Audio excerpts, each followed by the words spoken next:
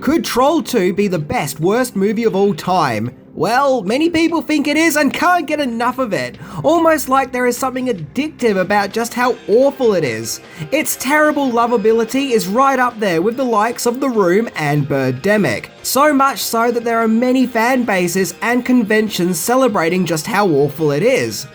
Released in 1990, it tells the story of the Waits family, who arrived to the town of Nilbog for a vacation, where things just don't seem quite right, as the town is inhabited by vegetarian goblins. Yeah, damn those vegetarian goblins at it again, where the goblins plan to turn humans into plant matter so they can eat them. And one piss on the dining table, weird awkward dancing, and oh my god later, the world was introduced to the masterpiece of WTF that is Troll2. And you can't piss on hospitality. I won't allow it! So today we are going to return to Nilbog, which is really goblin backwards, in order to try and find out what it is exactly about Troll2 that people just can't seem to get enough of. So get ready to tighten up your belt buckles in order to prevent hunger pains, whatever the hell that means, as we check out Troll2.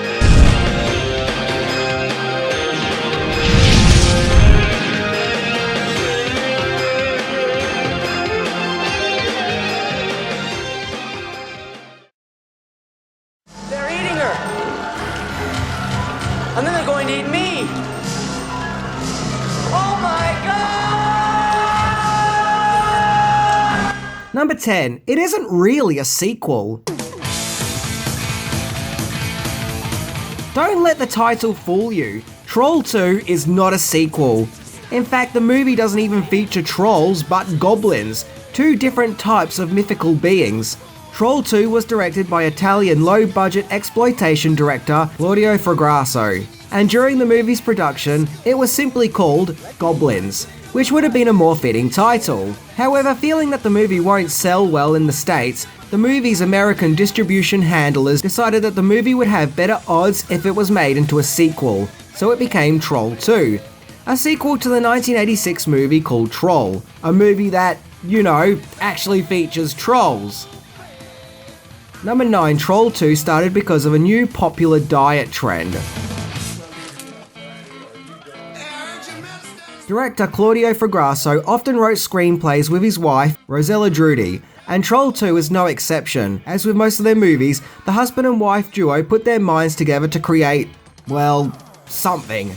In fact, the script for Goblins, which would become Troll2, was written as retaliation, as Rosella Drudy was noticing more and more that her friends were becoming vegetarians at the time, something that apparently made her, quote, pissed off. Am I mistaken, or is there something wrong with the two of you? So it was founded on that very frustration of not understanding why people are suddenly going vegetarian. Number 8. Casting process. Being on a low budget, Troll2 didn't have many big-time actors starring in the movie. In fact, it could be argued that it had hardly any actors in it at all, as the cast was mainly built up by residents who lived in the nearby towns of Morgan and Porterville, Utah, where the movie was being filmed. Many of the actors seen in the film responded to casting calls, many of them thinking that it was just for movie extra work. In fact, George Hardy, who played one of the lead roles of Michael Waits, was a local dentist whom had never acted before, who auditioned just for the hell of it, only to be cast in a major role. Don Packard, who played the general store owner, was a patient at a local mental hospital, and his scenes were filmed while he was on a day trip from the hospital. So I guess if you can't get movie stars to turn up in the town where you're filming, then just turn the town's residents into the movie stars. Number 7. Language barriers. There apparently were communication issues that took place during the shoot of Troll2, on the account that the movie's production was made up by an Italian film crew, working with American actors, to which some of the creative decisions got lost in translation. In fact, supposedly the only crew member on set who could speak English was director Claudio Fragasso. The cast were told that they couldn't alter any of the dialogue, which was written by Fragrasso's wife, Rosella Drudy, as mentioned. The thing is though, she only spoke in Italian dialect, which led to misinterpretations and characters saying things that Americans probably wouldn't normally say. One that stands out to me is the comment about the Michael Waits character having to tighten up his belt to prevent hunger pains. Tightening my belt by one loop so I don't feel hunger pains. And your sister and mother will have to do likewise. No, seriously! What does that even mean? Number 6. Troll2 created a popular meme. All bad movies have that one moment that seems to stand out and make the movie celebrated and immortalized for its awfulness. Batman and Robin had the back credit card. The Room had Oh Hi Mark. And Troll2 has Oh My God. Oh my God!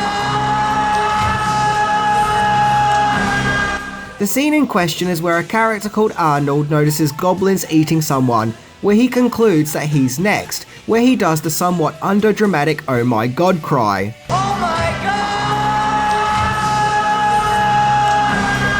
The scene was performed by Darren Ewing, and back in 1989 when the scene was filmed, there was no internet or memes. But in 2006, the bizarre clip started to get shared around YouTube and other social network communities, where it became one of the first memorable memes. Oh my God! The Oh My God meme became so widespread and celebrated for its awfulness that it was probably this one single clip that really pushed Troll2's modern popularity. Troll2 could have remained as a forgotten low-budget bizarre horror movie, but thanks to Oh My God, it's now put Troll2 in legendary status. Oh my God! Darren Ewing continues his acting and has appeared in other movies since Troll2, such as a movie called Interest, and he owes his newfound fame all to his Oh My God death cry. Oh my God! Number 5. Confusing sequels. There was a Troll 3 that was released on home video in the United States, which, just like Troll 2, is a completely unrelated movie. Troll 3 is in fact a different film called The Crawlers, which is about vegetation coming to life and eating people after some toxic waste dumpings. And before you ask, what has that got to do with trolls, the confusion only grows from here, as there is another Troll 3, once again completely unrelated. The other Troll 3 is in fact another movie called The Quest for the Mighty Sword, which has a medieval fantasy theme going on. And the only real connection it has to Troll 2 is that it uses goblin costumes that were made for Troll 2. Either way, they were really reaching trying to convert both these movies into a Troll 3. Basically, all 4 entries in the Troll series are completely unrelated and share no continuity. There apparently is an upcoming sequel to Troll 2 called Goblin 2 in the works, which will act as a sort of direct sequel. It is a German production and will even see the return of actor George Hardy as Michael Waits. So we'll have to see and wait how that turns out. Number 4. The movie's poster features a werewolf. Yeah, the movie's poster for Troll 2 is the weirdest thing since, well, Troll 2. As we see some little boy who clearly isn't Joshua, nor does he appear in the movie, fearfully fleeing down some stairs to escape an axe-wielding werewolf. Once again, something that is actually never seen in the actual movie. Now don't get me wrong, I would love to see a movie about an axe-wielding werewolf as much as the next guy, but come on! They couldn't misrepresent Troll 2 anymore even if they tried. Now I know what you might be thinking, yeah, this is a poster by an artist who obviously didn't get to see the film, so why go on about it? Well, because, oddly enough, the poster was then used again for the movie's DVD cover. I mean, couldn't they just put some images together that actually represent the movie? To be fair though, the movie also had this poster, which is a better representation of Troll 2, even if the goblins on the poster do look better than the ones in the actual movie. Number 3. Filming. Ever watched Troll 2 and thought the acting was, you know, a little off? Come on, of course you have. Well, this may not be the fault of the actors, as supposedly the actors only got the scripts for certain scenes that they were just about to perform in, leaving them not knowing what had taken place before or after the scene in question, with little information given to them, leaving them somewhat disorientated. The shoot for Troll 2 only lasted 3 weeks. When the trailer was put together, it mainly consisted of outtakes that weren't even used in the final film. Director Claudio Fagrasso originally wanted to shoot a promo for the film, which would have seen the Joshua character run into a McDonald's to buy a burger before screaming and fleeing in terror. When it was decided to change Goblin and make it into a sequel to Troll, the original title at one stage was going to be Troll2 Part 2. Which no doubt would have left viewers confused and wondering what on earth happened to Troll2 Part 1. Number 2, that dinner scene was going to have far less pee.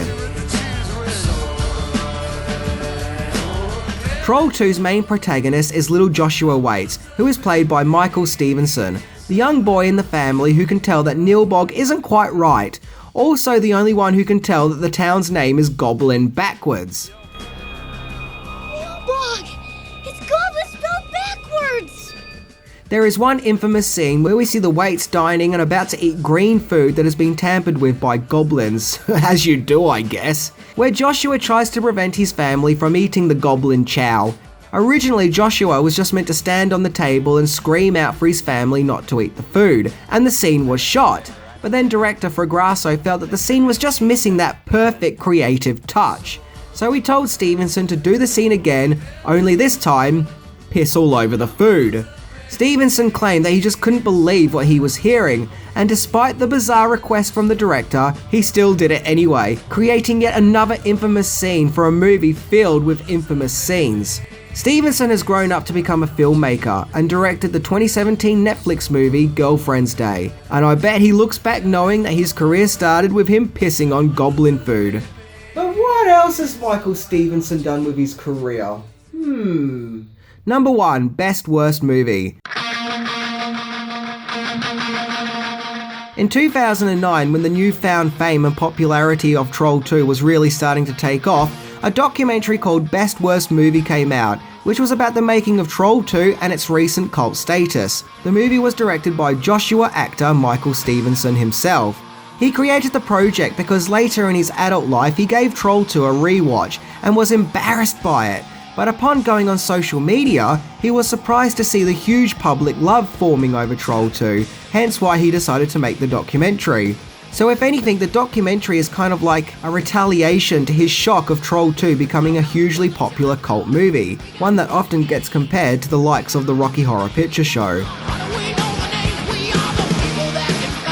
Troll 2 is proof that bad films can still be enjoyable, or if anything, just how bad they are, and might just have the title of Best Worst Movie Ever. So if you ever want to watch a bad film that's so bad, it's enjoyable, Troll 2 has you covered. And let it continue to entertain people forevermore. Anyway, I'm Minty, and remember, you can't piss on hospitality. See ya! Lots of piss in this episode, isn't there?